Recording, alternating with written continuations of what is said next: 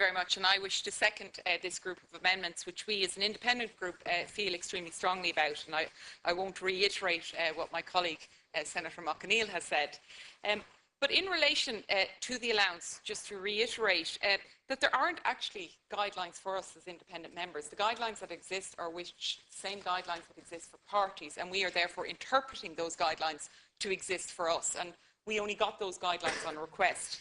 And we think it is extremely important. Obviously, accountability and transparency are the buzzwords are in vogue at the moment. But we think it's extremely important that independent members are dealt with in this bill, because this bill is about political funding.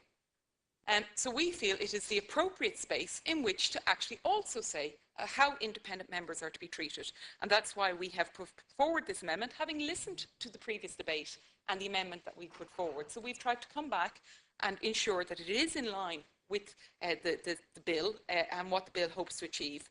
So we would ask our fellow colleagues to support us in this amendment. And as my colleague Senator Mac Conghail has said, we will push this to a vote, unless, of course, the Minister can give us some assurance that this will be dealt with in another way.